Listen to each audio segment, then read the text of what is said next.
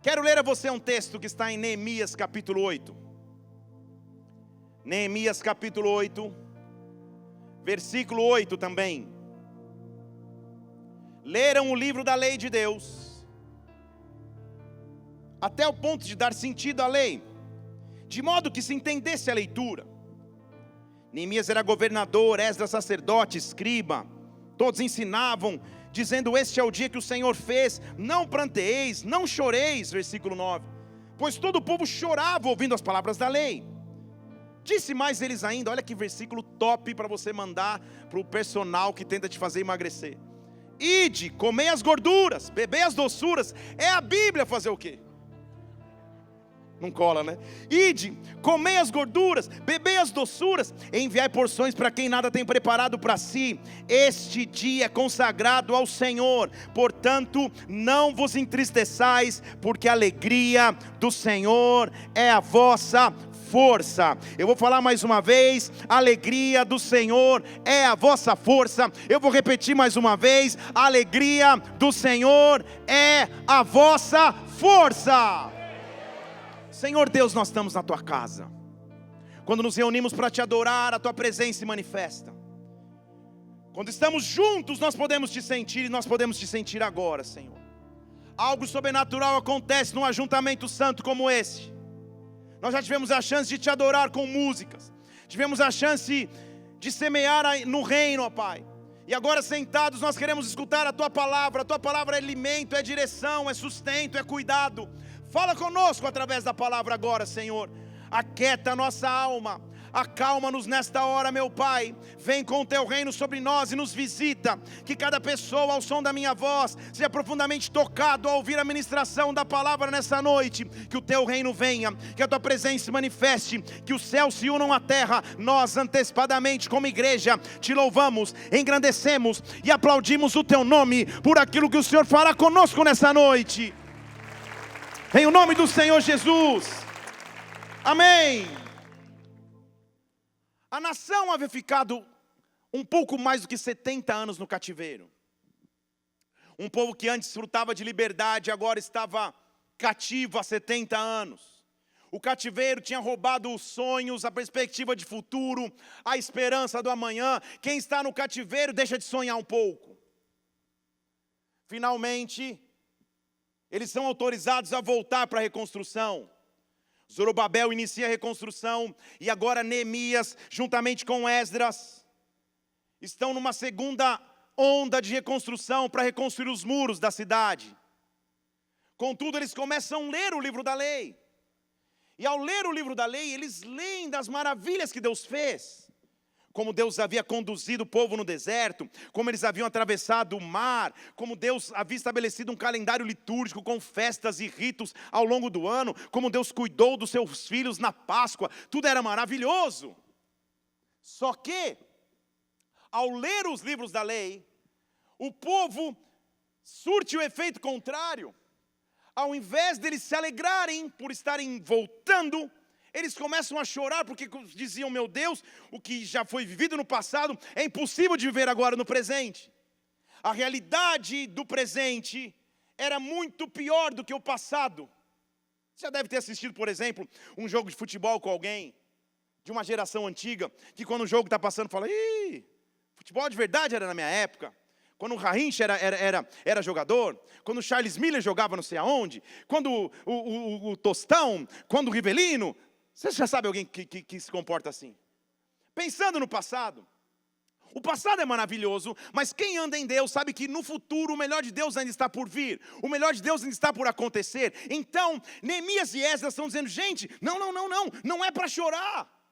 Não é para ficar desesperado. Na verdade, hoje é dia de festa. Por isso que ele diz no versículo 10: prepara a festa, faz os docinhos, faz os salgadinhos, manda para quem não tem nada, porque a alegria do Senhor é a nossa força. A alegria do Senhor é a nossa força. Deixa eu falar em português enquanto eu prego aqui. Uma força de Deus vai começar a vir sobre a tua vida, sobre a tua casa, sobre o teu ministério. Há uma força que Deus quer derramar sobre nós, na alegria que vem do Senhor. É noite de nos alegrar na presença de Deus. Faz o seguinte: não fale uma palavra, não troque palavras, só olha para o lado e vê se a pessoa que está do seu lado está com cara de feliz. Só olha. Alguns aqui estão demais. Felicíssimos. Olhe para alguém. Veja um sorrisinho, talvez um meio forçado, um meio amarelo, talvez olhou para o chão, disfarçou.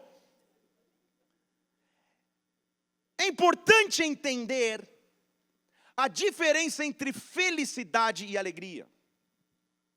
Vou falar de novo. De acordo com a Bíblia, temos que entender felicidade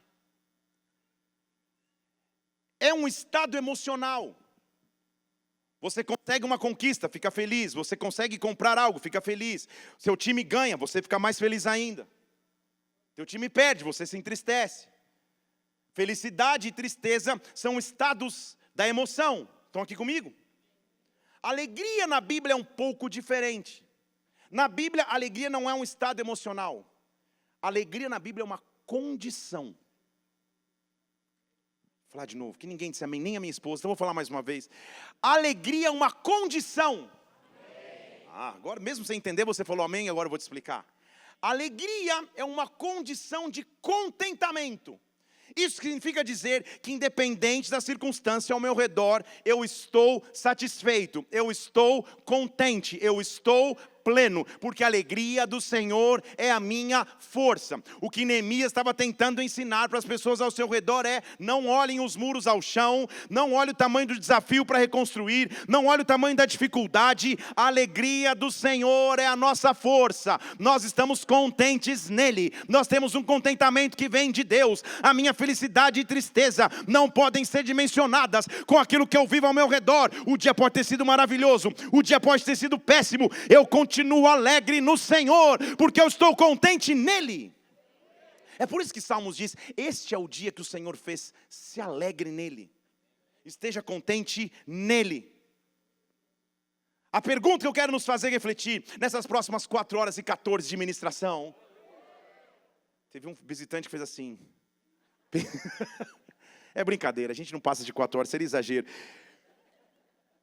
A pergunta que eu quero te fazer refletir hoje é: de onde vem a nossa força? De onde vem a nossa força? Essa, na verdade, tem que ser a pergunta de quem convive com você. De te ver passando por tantos desafios, tantas lutas, tantas coisas que você viu na tua história e falar: cara, como que continua forte? Como que continua com fé? Como que continua crendo? Como que continua com esperança? De onde vem a nossa força? De onde vem a nossa força? Não estão começando a responder. De onde vem a nossa força? Ah, muito bem. De onde vem a nossa força? Homens. Obrigado, pastor Lucas. O único preparado e ativo. Ele está dizendo assim: a nossa força não vem de nós mesmos. João capítulo 15, versículo 5. Jesus está dizendo: eu sou a videira, vocês são as varas. Quem permanece em mim, eu estou nele, essa pessoa dá muito fruto. Sem mim nada vocês podem fazer. Que maravilha é entender que a minha força, que a tua força não depende de mim, depende na verdade de Deus. Deus é a chave da nossa força.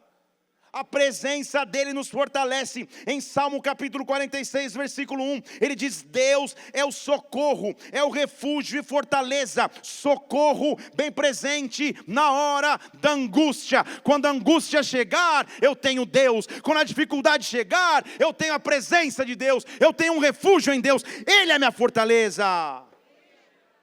A minha força então não vem de mim, a minha força vem de Deus. A minha força vem de estar na palavra de Deus. A Bíblia mostra que quando Jesus foi tentado no deserto, ele respondia pela palavra de Deus. Andar e estar na palavra de Deus nos alimenta com força. A palavra é a instrução, a palavra é o alimento que nós precisamos da palavra de Deus. A minha força vem dele, a minha esperança vem dele.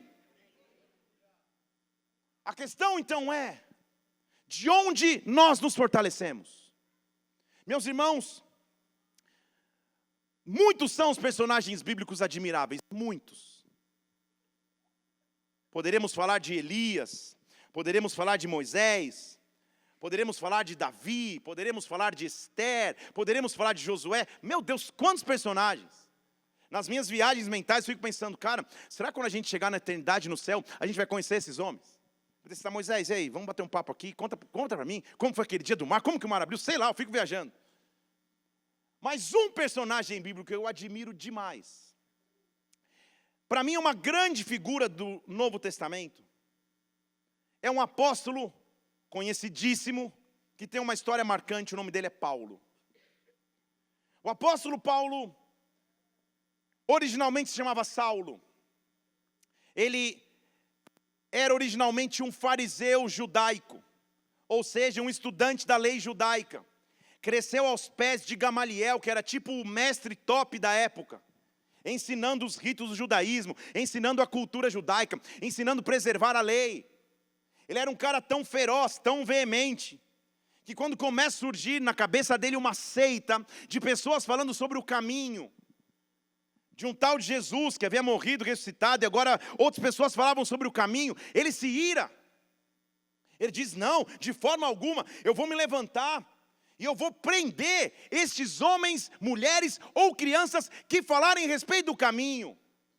Então Paulo se levanta como um fariseu da lei, para Saulo ainda, para prender todo mundo. Um cara que tinha força, mas talvez uma força errada até então. A Bíblia relata que um dia, indo com cartas de autorização para prender quem quer que ele encontrasse no caminho, que falasse sobre o caminho, a caminho de Damasco na Síria, uma luz o cega. Ele escuta uma voz que diz, Saulo, Saulo, por que você me persegue? Ele diz, quem é você que está falando? Eu sou Jesus, aquele que você persegue. Ele é levado para uma cidade, é colocado numa casa. Deus levanta um homem chamado Ananias, não aquele lá que caiu morto, um outro Ananias. Ananias entra naquela casa, impõe as mãos sobre Saulo, as escamas dos olhos caem, e Paulo agora se levanta como um homem forte, cheio de autoridade, para pregar o evangelho. Esperava ouvir um amém. Para pregar o evangelho. E a pergunta é, de onde vem a tua força? Só que ele acha, então agora vai ser top demais. Só que, de um lado tem os cristãos duvidando se ele realmente se converteu, de um lado tem os judeus querendo matá-lo porque ele se converteu. E Paulo fica sem saber onde vai agora. Alguém fala, então Paulo, faz o seguinte, espera um pouquinho lá na tua cidade, volta para Tarso, vai para a região de Tarso ali, espera um pouco. Ele não espera um dia, nem dois, nem três, ele espera aproximadamente 3 anos, esquecido. Enquanto isso, o evangelho avança, Pedro vai pregando, paralítico vai andando, a obra vai acontecendo, parece que ele foi convertido para ficar escondido em Tarso, mas a minha força não vem das circunstâncias, a minha força vem de Deus. Daqui a pouco eu vou começar a pregar, estou te fazendo um resumo da história de Paulo. Está comigo aqui? Diga amém. Já se perdeu? Diga aleluia. Tem um irmão, então eu vou repetir de novo. Paulo vai rapidinho, ele se converte, vem uma luz do céu, cai as escamas dos olhos, ele vai para Tarso, fica 3 anos. Até que um dia os apóstolos vão começar a viajar e expandir mais o evangelho. Alguém se lembra de Paulo. Ah, tem o Paulo, lembra do Paulo? Ele está lá em Tarso, manda buscar. Alguém manda buscar, e agora Paulo começa as suas viagens missionárias. Ele rompe com a fronteira de Jerusalém. Ele está vivendo a promessa que ele nem estava, que um dia Jesus falou que eles iam pregar em Judéia, Samaria e nos confins da terra, mas ele está vivendo. Deus te chama para ver promessas, que talvez você nem estava lá no começo, quando ela foi liberada, mas você é um herdeiro de promessas, porque você tem uma força que vem de Deus. Paulo começa a viajar, ele vai para a região de Antioquia, ele vai para a região de Chipre, ele chega na Ásia, ele vai para Galácia, ele vai para Éfeso, ele vai para Atenas, ele vai para Macedônia, ele começa a viajar, viaja uma vez e volta, viaja 2 vezes e volta. Paulo está voando. Na 3ª viagem missionária, do nada, dá na cabeça de Paulo, eu preciso voltar para Jerusalém. E os companheiros de viagem dele, pelo amor de Deus, Paulo, não. Porque em Jerusalém ele era muito ameaçado. Porque os judeus ali era o cerne da sinagoga, o coração do judaísmo. Não, os judeus queriam matar Paulo. Não, Paulo, pelo amor de Deus, não volta para Jerusalém não, de jeito nenhum. Não, eu preciso voltar. Paulo, por direito de nascimento, era cidadão de Roma. Que era top na época. Roma era a capital do mundo. E Paulo diz, não, eu preciso voltar para Jerusalém, porque eu preciso voltar para Roma. Eu preciso pregar o evangelho em Roma. Isso era pensar muito fora da caixa, muito acima do seu tempo, muito à frente da sua realidade. Era pensar, Deus tem coisas maiores para mim do que eu estou vivendo agora, porque a minha força vem de Deus, a minha força vem do Senhor. Eu posso ser um Saulo esquecido por 3 anos numa cidade, mas agora quando Deus começar a me levantar, Ele vai fazer coisas maiores do que eu imaginei. A história relata, estou te contando o final do livro de Atos, depois você lê lá. Ou assiste no Disney, que parece ter uma série de Paulo, que eu não assisti ainda. Não sei se é bom ou ruim. Alguém está falando, bom, ótimo. Então, ele volta para Jerusalém, quando ele chega em Jerusalém, Um dia ele entra na sinagoga, ele só entra. E levanta contra Paulo uma falsa testemunha, dizendo que ele estava fazendo proselitismo, pregando dentro da sinagoga. Ele não estava. E ele é preso. A multidão fica enfurecida. Ele entra cara a cara com o sumo sacerdote, e ele confronta o sumo sacerdote. Leva um tapa no rosto. É lançado numa cadeia. Em Jerusalém, o povo fica desesperado lá do lado de fora, dizendo: a gente não sai daqui enquanto a gente não matar Paulo. A celeuma fica tão grande, a confusão fica tão grande, que sem saber o que fazer, Paulo é transferido lá para Cesareia Marítima. Jogado num buraco, numa prisão. E como ele se tornou um problema jurídico ali, ninguém sabe o que fazer com ele, ele é meio esquecido ali. Troca-se até o governador daquela região, já mudou outro. Paulo fica 3 anos preso, num buraco.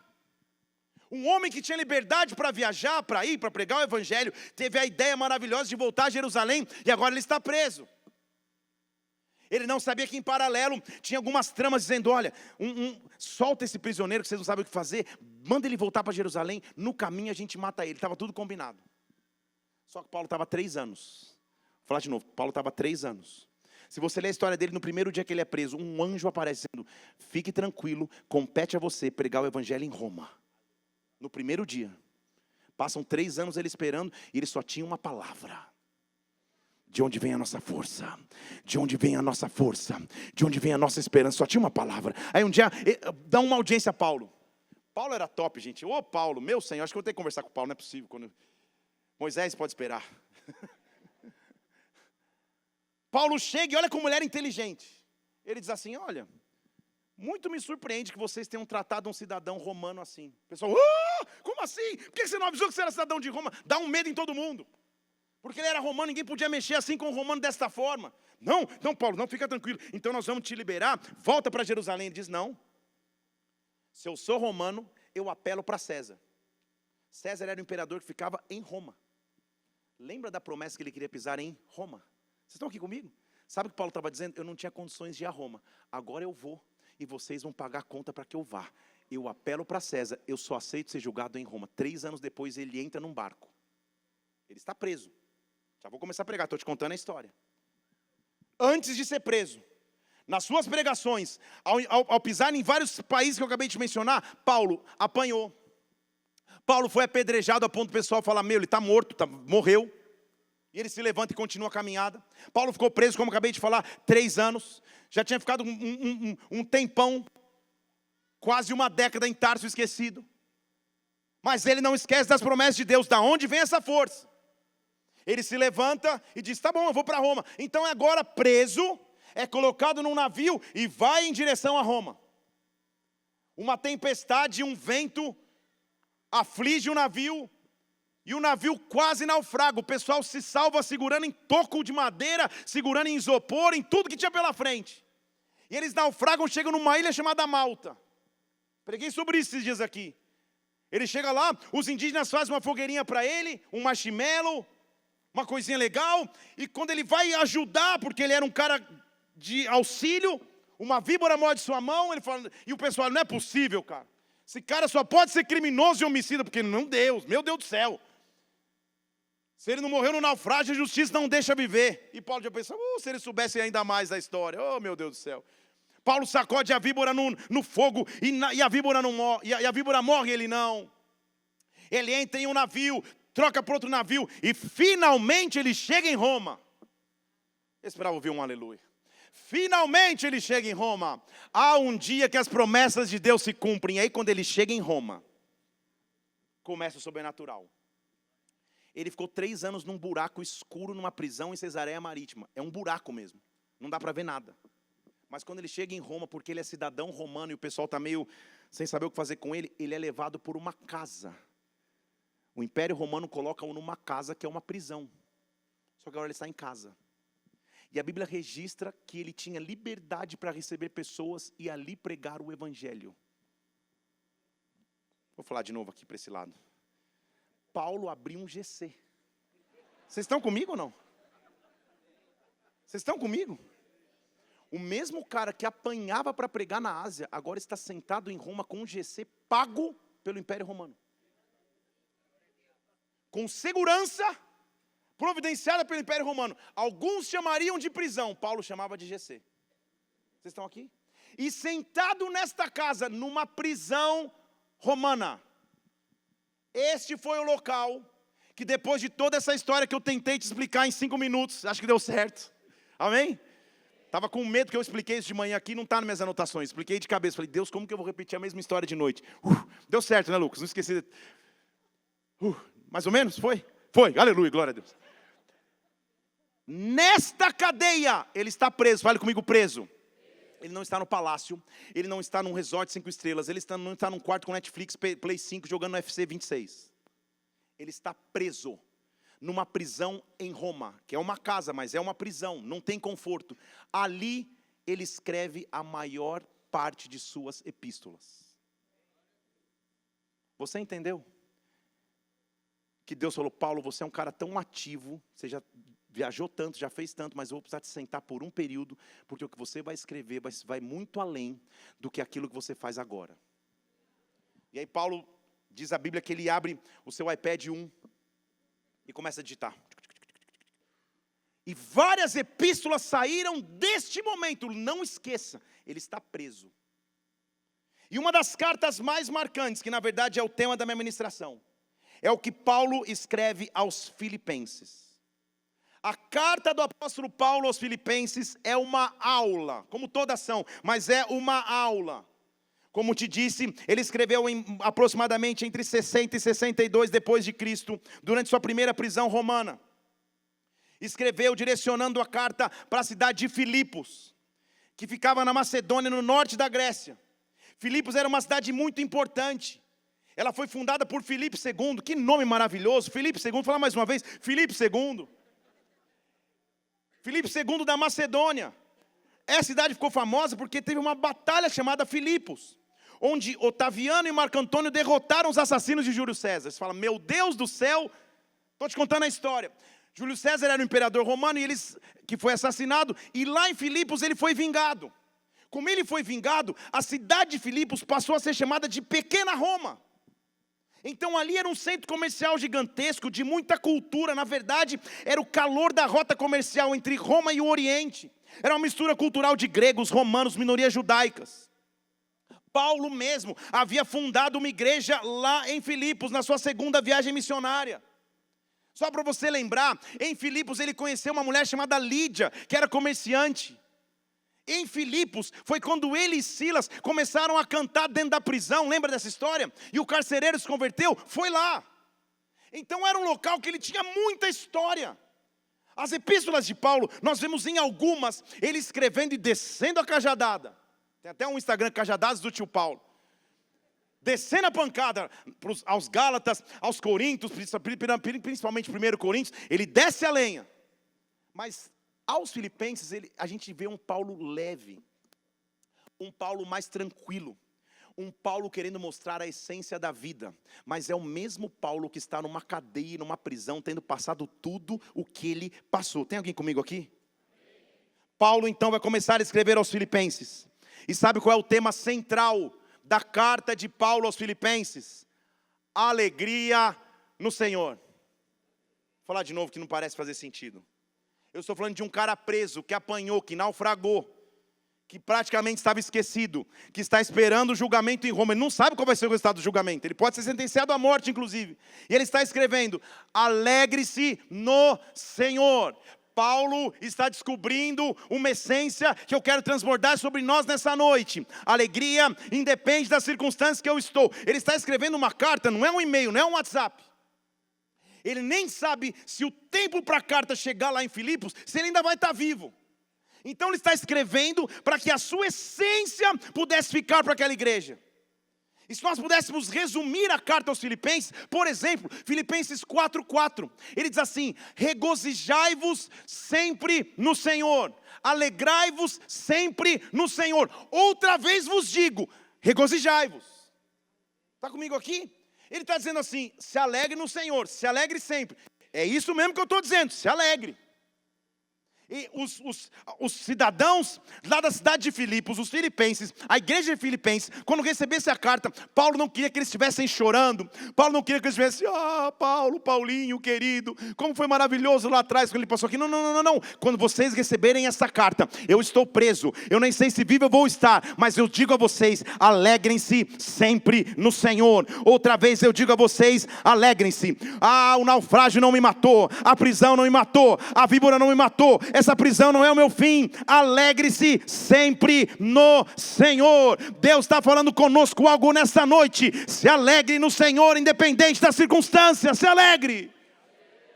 De onde vem a minha força? A minha força vem de saber que a minha alegria vem de Deus, e que eu estou contente independente da situação que eu me encontre. Paulo é demais, gente. Preso em Roma, ele vai começar a escrever aos Filipenses. Então, dá tempo de pregar? Então ele começa. Filipenses capítulo 1. Meu Deus do céu, Paulo. Filipenses capítulo 1, versículo 12. Toda a história que eu te contei, então, naufrágio, apanhou, levou tapa no rosto, tudo que ele viveu, os questionamentos que ele teve nas viagens, tudo, as dificuldades que ele teve, ele diz: irmãos, eu quero que vocês saibam que as coisas que me aconteceram, na verdade, têm contribuído para o progresso do Evangelho. Calma aí, gente, calma aí. Dá um bug na minha mente. Paulo está dizendo, tudo que eu vivi até agora, as dificuldades que eu atravessei, os momentos que eu quase naufraguei, as guerras que eu passei, na verdade, contribuem para o Evangelho. Como Paulo tem que nos ensinar. Como é bom a gente olhar para trás e falar: Senhor, todas as lutas que eu vivi, as dificuldades que eu passei, as ameaças que eu sofri, as inseguranças que eu tive que enfrentar, na verdade, elas contribuem para que o Evangelho continue a avançar. Paulo está dizendo aos Filipenses: não chorem não, parem de chorar. Sabe por quê? Eu penso Paulo escrevendo assim, meio que em secreto. Olha o versículo 13. Até a guarda pretoriana, até os guardas de Roma, até para eles, eu estou ensinando a Jesus Cristo. Calma aí, gente.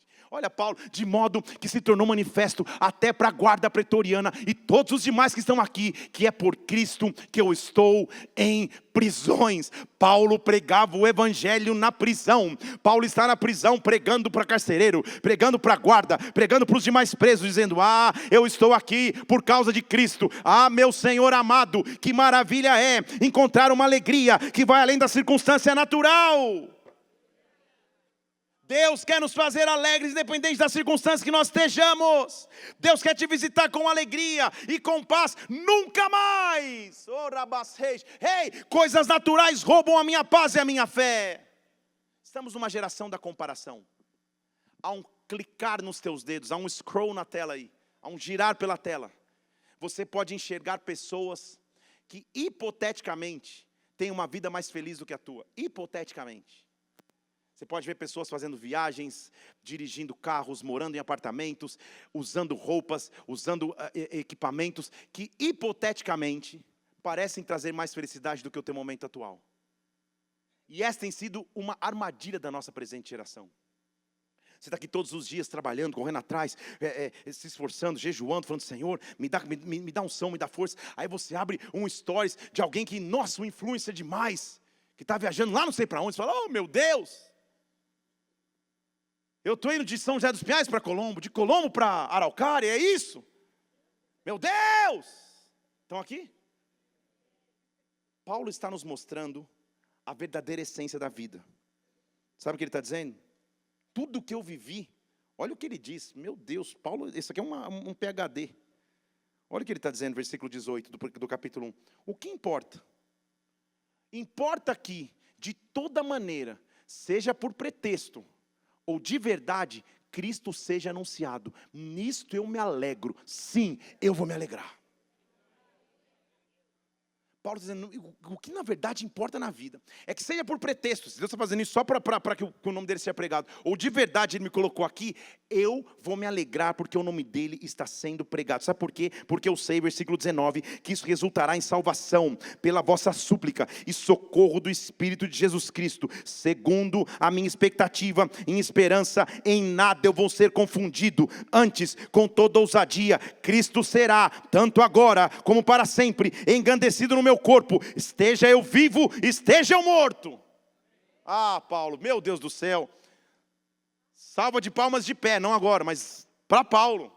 Olha o que ele está dizendo, se eu morrer, se eu viver, não importa, o nome de Cristo já está anunciado, o nome de Cristo já foi pregado. Paulo chegou no ápice do contentamento, no ápice da alegria, ele transformou o que era felicidade em alegria. Deus não quer só a tua felicidade, Ele quer a tua alegria, que independe da circunstância ao teu redor. De novo, eu estou falando de um homem preso em cadeias, sem perspectiva do amanhã, sem saber se ia ser absolvido ou não. Ele está dizendo, se eu morrer ou se eu viver, não importa, o nome de Cristo está sendo pregado. É o que o profeta Abacuque falou. Lembra que Abacuque falou, cara, se não tiver mais nada nos currais, se não tiver gado nos currais, se não tiver folha na vide, se não tiver nada, se tudo tiver secado, até se meu pai e minha mãe me abandonarem, todavia eu me alegrarei, todavia eu me alegrarei. Eu sinto Deus querendo te visitar nessa noite com alegria, eu sinto Deus querendo te visitar nessa noite com paz, com força. De onde vem a minha força? A alegria do Senhor é a minha força. Se você crê, dê um brado ao Senhor aqui, adore na igreja. Oh! Ei! Paulo está dizendo, conhecer a Cristo mudou as minhas prioridades. Posso continuar pregando? Mudou. De novo, gente, não quero ser, mas vou ser repetitivo. É um cara preso. Ele não está no palácio, preso, esperando o julgamento, depois de 3 anos num buraco, quase morrendo no naufrágio, de tudo que você já sabe. Sabe o que ele escreve? Quem dera eu pudesse ler Filipenses todo com vocês aqui, versículo a versículo. A gente ficaria até amanhã, ou bem mais. Então vou pegar só os highlights aqui, só os melhores momentos. No capítulo 3, versículo 7, ele diz assim, Senhor, minha vida mudou. Na verdade, o que antes para mim era lucro, agora eu considero como perda por amor a Cristo. Você entendeu o que Paulo está dizendo? Cara, e ele está falando especificamente das renúncias que ele fez dos seus cargos, dos seus títulos. Ele era um dos principais da sinagoga. Se ele crescesse ali, ele foi ensinado por Gamaliel. Pouquíssimos foram ensinados por Gamaliel. Ele ia ser dos tops do fariseu e talvez até o sumo sacerdote da sinagoga. Ele está dizendo, tudo isso, todo cargo, todo título, toda a pompa humana, na verdade era lucro, mas agora é perda por amor de Jesus Cristo. Na Bíblia da linguagem de hoje diz que nesta hora Paulo levantou as mãos e falou, é Ele, por Ele que eu estou gastando a minha vida. Dizem algumas linhas, não tem comprovação. Porque Paulo começou a dizer, é por Ele. O que Cristo pode me dar é muito maior. Na verdade, ele está dizendo, olha o versículo 8, eu tenho como perda todas as coisas, pela excelência do conhecimento de Cristo Jesus. Deixa eu ler em português, porque quando Paulo fala, às vezes você fica, meu Deus do céu, o que ele está falando? Sabe o que Paulo está dizendo? Na verdade, depois que eu conheci Jesus, nada mais tem muito valor. Nada mais é tão importante.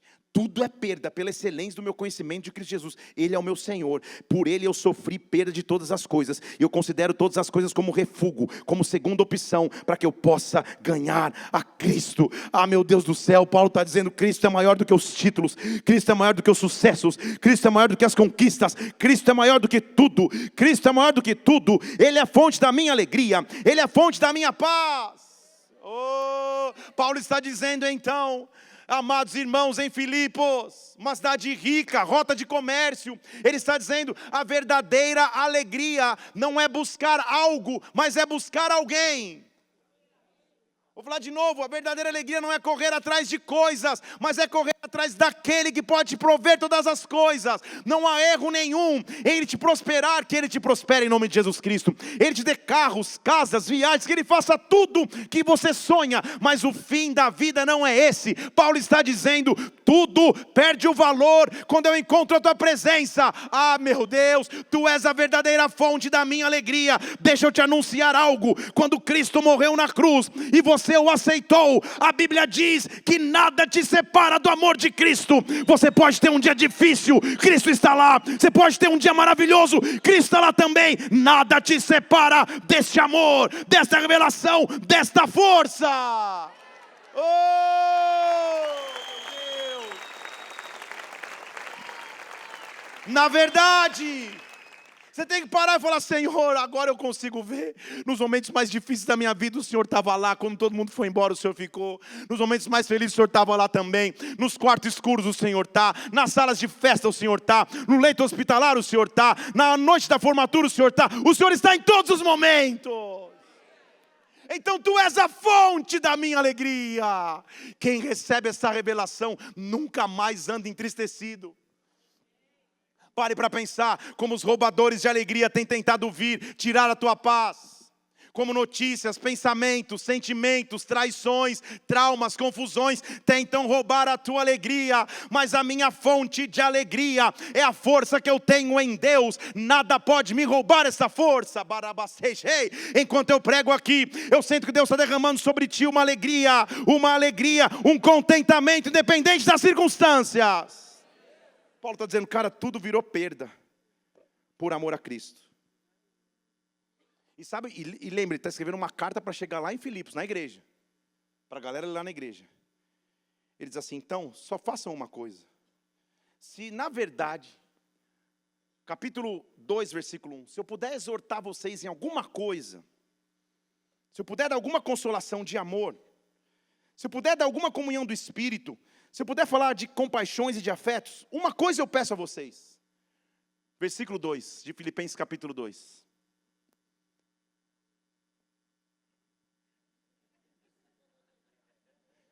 Completem a minha alegria. Você entende o que Paulo está dizendo? Paulo está falando, cara, se eu puder ensinar vocês qualquer coisa, não vai ser como pregar, não vai ser como nada. Eu vou ensinar vocês uma coisa, completem a minha alegria, não percam a alegria em momento nenhum. De novo, quem está escrevendo isso é um cara preso. Ele está escrevendo, completem a minha alegria, para que vocês tenham o mesmo modo de pensar, tenham o mesmo amor, o mesmo ânimo, pensem nas mesmas coisas. Então agora vem outra revelação aí. Paulo está nos afirmando então, que unidade traz alegria. É isso que ele está dizendo para a igreja em Filipos. Vamos todos pensar igual, vamos todos amar igual, vamos todos caminhar em unidade, porque quando a igreja se une, a alegria começa a ser completa. Quando a igreja se une, a alegria é derramada. Deixa eu te falar, eu sou mais alegre porque você está aqui. Eu esperava pelo menos ouvir um eu também, nem que fosse da minha filha. Mas eu sou mais alegre porque você está aqui. Aleluia! Se você caminha comigo, eu caminho com você, eu completo a alegria e você completa a minha. Isso que a Bíblia está dizendo, caminhar em unidade nos dá alegria. Paulo está exortando, ele disse, eu posso exortar vocês em alguma coisa. Andem em unidade. Tenham só uma forma, olha que forma maravilhosa de andar como igreja. Oh meu Deus, versículo 4, não olhe cada um para aquilo que é seu, olhe também para o que é dos outros. Paulo está dizendo, vocês não estão entendendo o meu exemplo, deixa eu levar a régua aqui. Tenham vocês, versículo 5, o mesmo sentimento que Cristo Jesus teve, que sendo Deus, versículo 6, não quis ser igual a Deus, coisa que ele tinha direito. Mas, versículo 7, ele se esvaziou de si mesmo, tomou forma de servo, se tornou semelhante a homens, achado na forma de homens, se humilhou, tomou-se obediente até a morte, morte de cruz, e quando ele morreu, versículo 9, Deus o exaltou soberanamente, e lhe deu um nome que está acima de todo nome, para que ao nome de Jesus, se dobre todo o joelho que estão nos céus, na terra e debaixo da terra, e toda língua confesse, Jesus Cristo, Senhor, para a glória de Deus Pai. Oh, eu encontrei a fonte da verdadeira alegria. Eu encontrei a fonte do verdadeiro contentamento. Nunca mais eu vou andar cabisbaixo. Nunca mais notícias ruins vão mudar o meu humor. Nunca mais a desesperança entra no meu coração. Eu aprendi a estar contente. Eu aprendi a fonte da alegria. Vou escrever um livro, acho. A fonte da alegria. A minha foto, minha não, o pastor Lucas com a cara de João Travolta vendo assim, ó. A fonte da verdadeira alegria, qual é? É a presença de Jesus Cristo, é estar contente. Paulo não está floreando o assunto, ele está mostrando a gravidade do que ele está vivendo. Olha o que ele está vivendo no mesmo capítulo que ele está dizendo, gente, andem juntos, pensem igual a Jesus Cristo, completem a minha alegria. Olha o versículo 17, mesmo que eu seja derramado como libação sobre o sacrifício. Meu Deus, calma aí, vamos ler em português. Mesmo que eu morra, é isso que ele está dizendo. Mesmo que eu seja derramado como libação sobre o sacrifício, o serviço da vossa fé é neles que eu me alegro junto com vocês. Paulo diz, não se preocupem comigo não. Mesmo que eu morra, ele está dizendo, completem a alegria que está diante de vocês. Nisso eu vou me alegrar. Por esta razão, também se alegrem comigo. Há uma alegria maior em dar do que receber, a Bíblia diz. Servir não é um fardo, servir na verdade é uma alegria. Este é o exemplo prático. Eu me alegro quando eu estou em unidade servindo. Paulo, que exemplo de ser humano na terra, está mostrando. E agora para mim, ele vai chegar no ápice. Quando ele vai mostrar, gente, calma. Legal. Vocês acharem que pode se entristecer com coisas terrenas, mas deixa eu explicar a vocês. Qual que é a minha essência? No capítulo 3 de Filipenses, versículo 20, se eu não me engano. Ele diz assim, eu tenho uma esperança que não é agora. A minha pátria está nos céus. Estão aqui comigo? Será que eu vou me preocupar se o imperador romano me mata ou não me mata? Minha pátria está nos céus. E lá o meu Salvador está ali, o meu Senhor Jesus Cristo. Sabe o que Paulo está dizendo? O fim vai ser glorioso, o fim vai ser majestoso. E esse Deus vai me fazer andar em vitória ainda agora, nunca mais. O que eu estou falando hoje aqui, eu quero descortinar esses pensamentos de tristeza que tentam vir sobre nós, que tentam nos abater em dias ruins. Deus está nos mostrando que nós podemos andar contentes, independente da realidade. Nós temos uma pátria celestial. O mesmo Paulo, por exemplo, escreveu em Romanos 12:12, alegrai-vos na esperança. Se você não tem motivo para se alegrar hoje, se alegra na esperança pelo menos. Se alegra na esperança, seja paciente na tribulação, persevera na oração, mas se alegra. Ande em alegria, ande em alegria. Você entende que a alegria não é felicidade, é ficar rindo. A alegria é um estado de contentamento constante.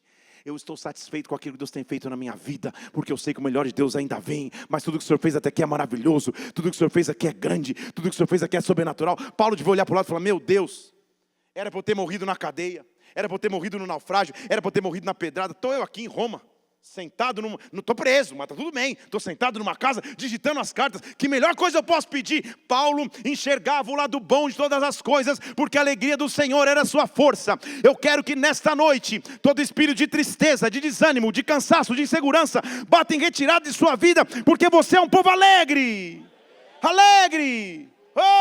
Então,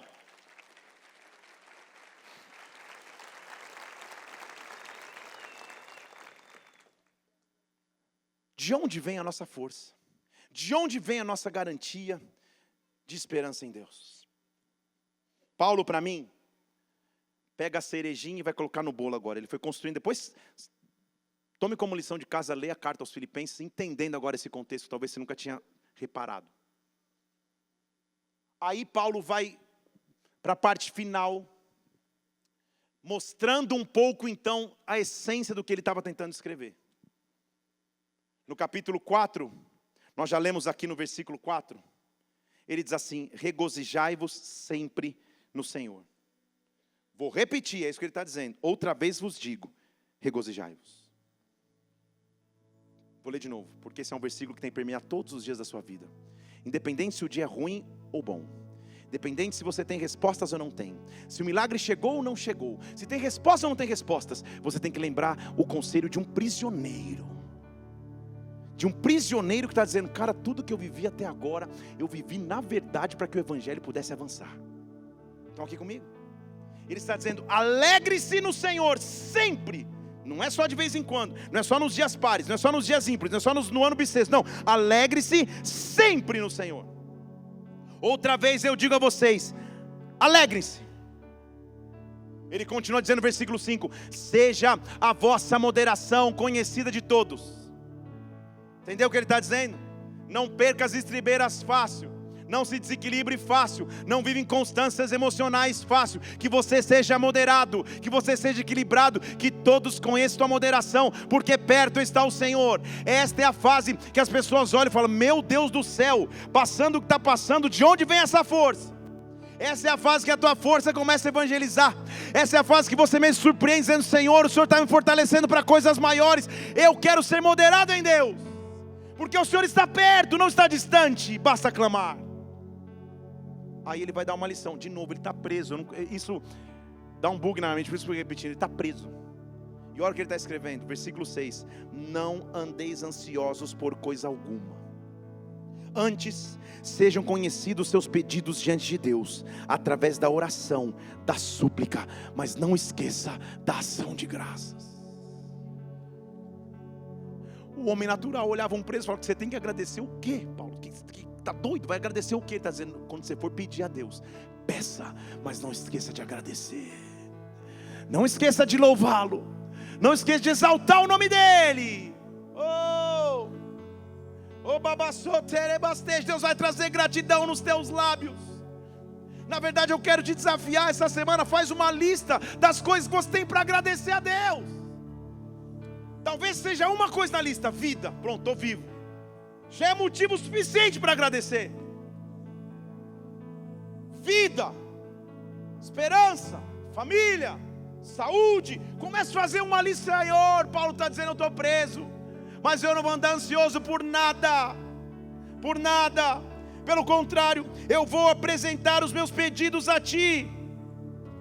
E quando eu apresentar meus pedidos a Ti, versículo 7: e a paz de Deus, que excede todo entendimento, guardará os vossos corações e pensamentos em Cristo Jesus.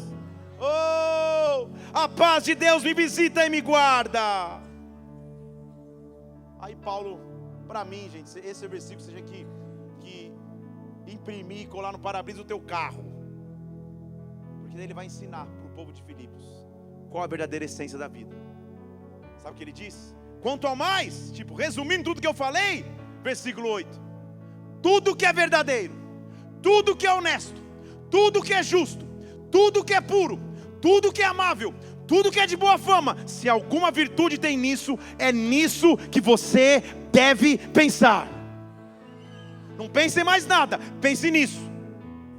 O que você aprendeu de mim, e recebeu de mim, e ouviu de mim, e viu em mim, isso pratique, e o Deus da paz será convosco. Esse é meu objetivo de vida, tinha que ser o seu. Olhar para uma geração e dizer: veja como eu fiz, e faça também. Você entendeu o que Paulo está dizendo? Vocês me viram passar por lutas, ele está falando. Vocês viram passar por dificuldades, vocês viram passar por naufrágios, por prisões, por cadeias, por injustiças. O que vocês aprenderam de mim, ensinem. Paulo nem sabe se ele vai permanecer vivo. Te dando um spoiler, ele vai permanecer. Ele vai ser morto na segunda prisão romana. Já estraguei o final da tua série. Mas ele não sabe se é uma carta de despedida. Então ele está dizendo: gente, o que vocês aprenderam de mim, ensinem. E o Deus da paz vai estar com vocês. Ora, agora para mim, segura um pouco o versículo aí. Agora para mim, essa é para aplaudir de pé e falar: Paulo. Porque de novo, mais uma vez, caso eu tenha esquecido, ele está preso. E ele diz assim no versículo 11: eu não digo isso por necessidade, porque eu aprendi a me contentar com as circunstâncias que eu me encontre. Pronto. Ele mostrou o segredo de onde vem a força, a alegria que vem do Senhor. Paulo preso está dizendo: eu não estou dizendo isso pela necessidade que eu me encontro agora, porque no versículo anterior ele agradece a ajuda que chegou lá de Filipenses. Eu não estou dizendo pela necessidade, porque eu aprendi a me contentar com qualquer circunstância que eu me encontre. Contentamento não é paralisia, não é comodismo. Você tem que sonhar, você tem que prospectar coisas grandes, você tem que sonhar com coisas maiores do futuro, com aumento de salário, com crescimento da empresa, com um casamento abençoado. Você tem que sonhar com tudo isso. Mas se você perde a alegria em tudo que você está vivendo no começo, alguma coisa está errada. Eu me lembro lá atrás, quando a gente começou a casar, 20 e poucos anos atrás. A gente casou e tinha que escolher entre ter mesa de jantar ou o rack da TV, ou cama no quarto. Falei, vamos escolher, joga pra cima e a gente escolhe um. A gente ficou um bom tempo sem mesa. E como a gente era contente. Estão aqui. Quantos casais estão aqui que passaram por isso no começo de casamento? Talvez esteja passando agora no planejamento. Você não teve tudo sempre, mas você não era feliz. Não feliz, você era contente. Está entendendo comigo? Você não estava num estado emocional de felicidade. Você estava numa condição permanente de alegria.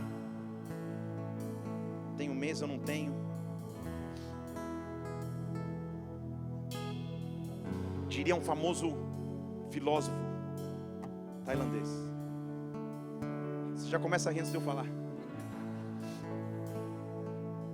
Esse filósofo resumiu um pouquinho o que Paulo está escrevendo. Esse filósofo escreveu assim, em grego, mas vou traduzir para português: se eu chorei ou se eu sofri, o importante. Você não entendeu? Só os da antiga geração estão lendo. Sabe o que ele está dizendo? Paulo está dizendo, gente, eu não estou falando pela necessidade que estou vendo agora. Eu aprendi a me contentar em qualquer circunstância que eu estivesse. Se a gente descobrir esse segredo, nunca mais as setas de tristeza batem no nosso coração. Nunca mais as setas de inconformismo batem. Não, Paulo aprendeu. Põe de novo o versículo 11 na tela. Ele está dizendo, eu aprendi a me contentar em qualquer circunstância que eu me encontro. Agora segura aí, aperta o cinto, põe um óculos 3D. Olha o que ele vai dizer no versículo 12. Eu sei passar falta, eu também sei ter abundância. Em todas as coisas eu tenho experiência. Eu já tive fartura, eu já passei fome. Eu já tive abundância, eu já passei necessidade. Segura o versículo aí. Estão aqui comigo? Paulo dizendo, eu já vivi de tudo, gente. Eu já tive na mesa da fartura, já passei fome. Já tive na casa da abundância, já tive na casa da escassez. Eu aprendi a estar contente em qualquer circunstância. Aí Paulo deve ter pensado lá na cadeia. Não, eu vou resumir. Porque lá na frente vai virar adesivo de carro, vai virar post do Instagram. Vou escrever uma frase de efeito. Sabe o que ele escreve? Versículo 13. Posso todas as coisas naquele que me fortalece. Eu tudo posso naquele que me fortalece. A minha alegria, a minha esperança, está na presença de Deus.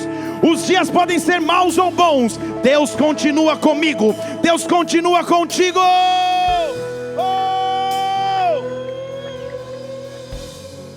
Vitorioso és na tempestade. Usa esse tempo para adorar a Deus, para mostrar que você é contente na presença dEle.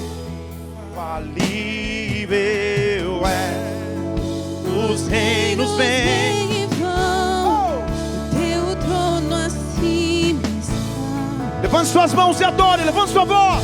Teu nome muda. Vitorioso, vitorioso, vamos. Vitorioso é.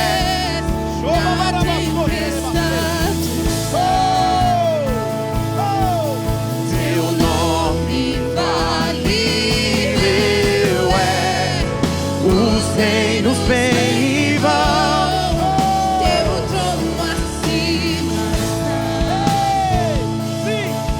Teu nome. Levante suas mãos, diga: o inferno não prevaleceu. Diga: o inferno não prevaleceu. As lutas não te acabaram. Ei!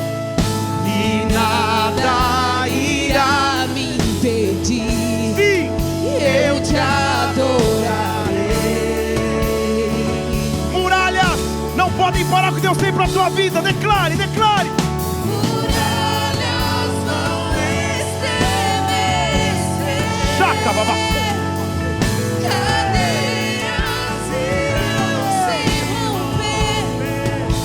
Enquanto adoramos. Levante as mãos, diga: Ele é o Deus de vitória, de vitória. Sim. Vitorioso és, na tempestade está. Teu nome infalível é, os reinos vêm. Teu trono acima está. Teu nome imutável. Levante suas mãos aos céus agora, você vai começar a receber alegria. Receba a alegria que vem do Senhor. Receba contentamento, independente de onde você estiver.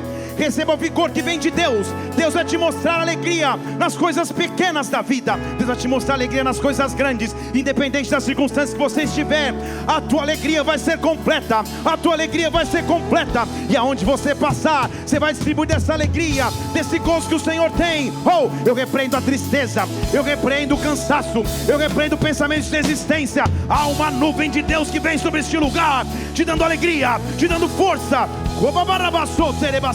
Ei, ei, como um trovão vem sobre nós, vem sobre nós, vem, vem, vem Deus. Oh.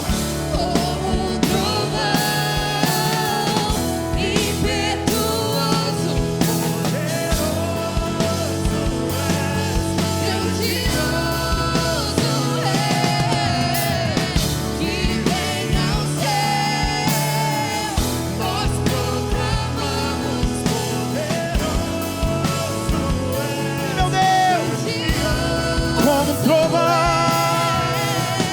como um trovão, impetuoso, nós proclamamos grandioso és.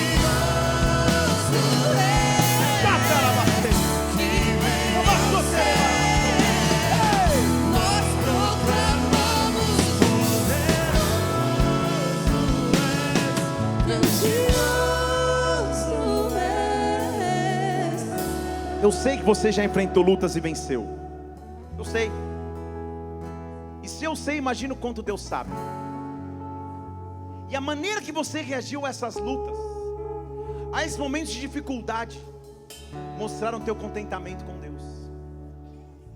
E quando Deus vê, cara, na hora mais difícil, Ele continua contente, continua alegre. É como se Deus dissesse: Ele mal pede por esperar, como eu vou surpreendê-los. Não é isso? Quem passa por lutas e não desiste, quem passa por lutas e não retrocede. Com os pastores amigos que eu converso, e a gente tem vivido algo tão sobrenatural na nossa igreja, um derramar de Deus que nos traz contentamento.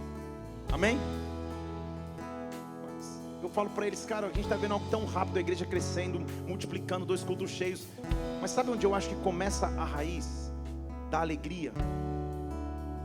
É se contentar nas horas pequenas. Eu me lembro de cada pessoa que carregou cadeira desde os primeiros dias, de cada pessoa que não tendo lugar para cultuar, a gente foi para o parque, da gente comendo pão francês, com pão francês recheado, com pão, no mutirão da obra da igreja, da gente ter ficado 3 meses aqui sem poder fazer isso que a gente está fazendo agora, sem poder tocar música. Todo mundo aqui alegre. Estão comigo aqui? Sabe o que a gente estava mostrando para Deus? Deus, a alegria não vem de um telão, não vem do PA, não vem do microfone.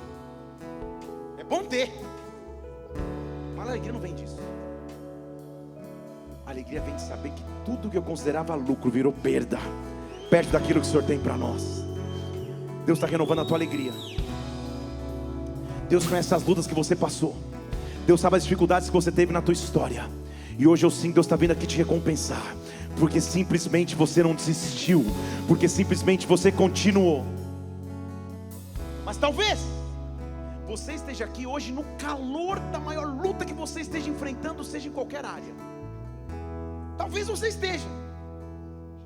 Deus está querendo te dar um visual para dizer: calma, calma, permaneça alegre mesmo nessa circunstância adversa. porque ainda tenho coisas melhores para você. O dia deveria ser de choro e de tristeza. Jesus, depois de andar 3 anos juntos com os discípulos na terra, convoca uma última janta. Depois de lá ele vai morrer na cruz. Era para ser um chororô, mas sabe o que a Bíblia registra? Que reunidos naquele local eles cantaram. Estão aqui comigo? Eles cantaram. Ele falou: gente, eu estou indo me entregar a vocês. Não se preocupem no coração de vocês. Alegrem-se. Alegre-se. Alegre-se. Deus está renovando a tua alegria. Na noite que ele ia ser traído, ele pegou o cálice. Pega o cálice aí, nós vamos cear. Pedi para os pastores subirem aqui no altar comigo.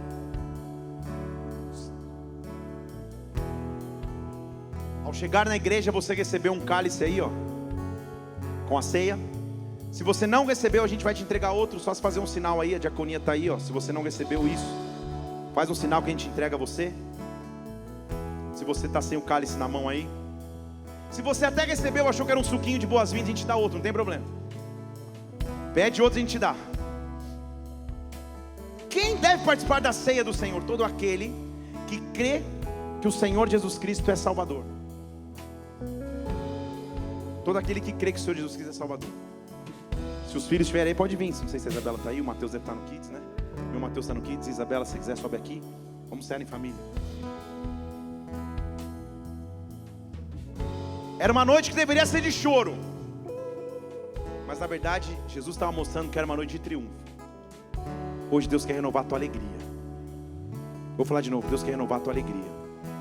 Sentado naquela prisão romana, Paulo escreveu: tudo posso naquele que me fortalece. Minha intenção, depois de ter pregado esses minutos que eu preguei aqui, é que nunca mais você escute esse versículo sem saber do contexto que ele foi escrito. Ele não foi escrito numa casa de festas, ele foi escrito numa prisão. E lá Paulo entendeu: eu consigo suportar tudo, porque Cristo é a minha força. Na noite que ele foi cear, ele pegou o cálice e disse, antes do cálice, já estou acelerado. Ele pegou o pão e disse: esse é o meu corpo, ele vai ser dado por vocês, vai ser entregue por vocês. Todas as vezes que vocês o fizerem, façam em memória de mim, em memória do corpo dele que foi entregue por nós na cruz. Comamos do pão. Aleluia. Aleluia. Aleluia. Aleluia. Aleluia. Ele pega o cálice e diz assim: este cálice é o cálice da nova aliança no meu sangue. Sangue esse que seria derramado para que fosse nossa redenção, nosso selo de eterna alegria. Todas as vezes que vocês o fizerem, façam em memória de mim, em memória do sangue dele que foi entregue por nós na cruz. Bebamos do cálice. Levante suas mãos, diga que ele é vitorioso, ele é vitorioso, ele é vitorioso. Ele está contigo nas lutas, diga: vitorioso é. Celebre e adore.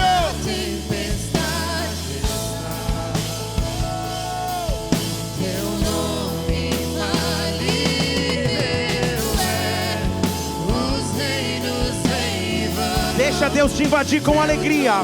Deixa Deus te invadir com alegria. Deixa Deus te invadir com força. Sim, sim. Vitorioso és, na tempestade está. Teu nome falível é. Os reinos vêm e vão. Teu trono acima está. Sim, meu Deus, sim, Pai. Teu nome. Levante suas mãos, diga como um trovão, diga. Como um trovão,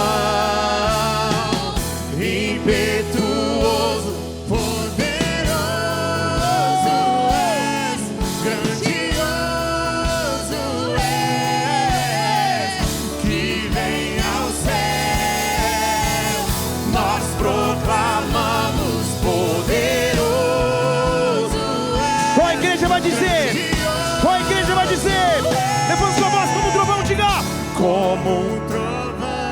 Diga, igreja! Impetuoso, poderoso és.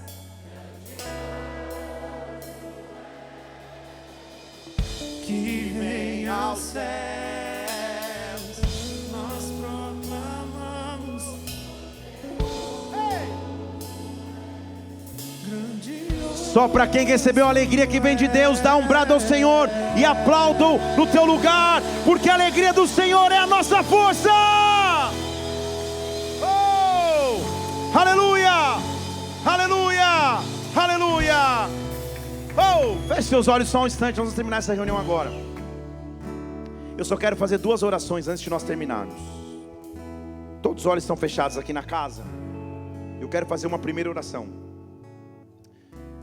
Esquece quem está à tua direita e à tua esquerda. Você tem lutado com sentimentos de tristeza, de cansaço, de desistência. Tuas emoções ficam inconstantes, por vezes crendo, por vezes duvidando, por vezes feliz, por vezes quase desistindo. E Deus quer te visitar com alegria hoje. Você aprendeu hoje aqui a essência da força e da alegria que está em Cristo. Todos os olhos estão fechados. E se hoje quer dizer nunca mais a tristeza me abate desse jeito, porque a alegria do Senhor é a minha força. Se você tem lutado com esses sentimentos, eu quero que você levante uma de suas mãos. Eu quero orar por você.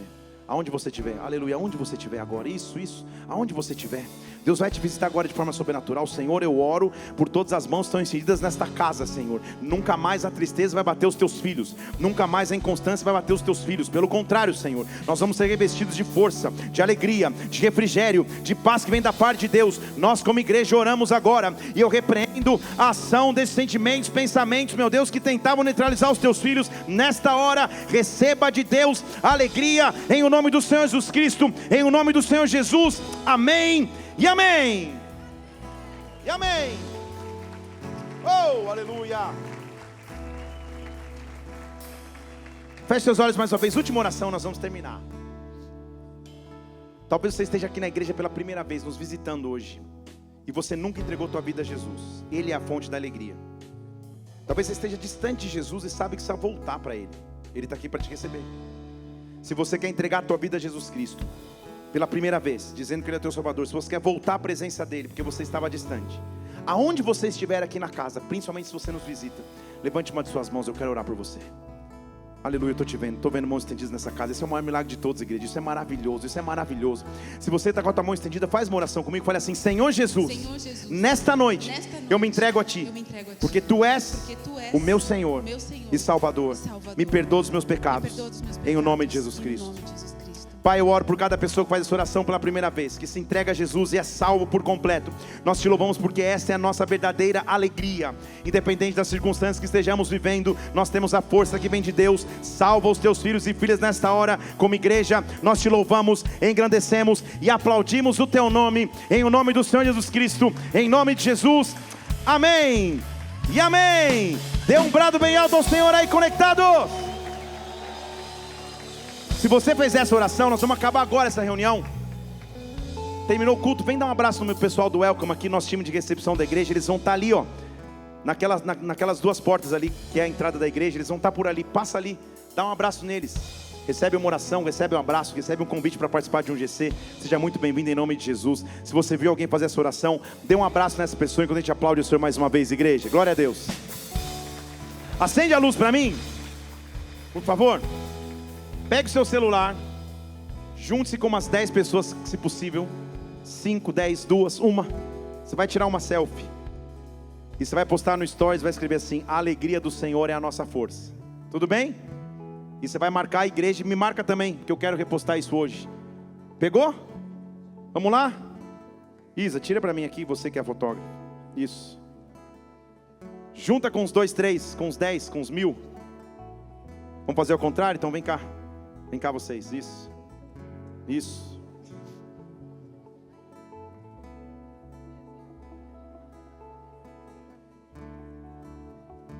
Isso, isso.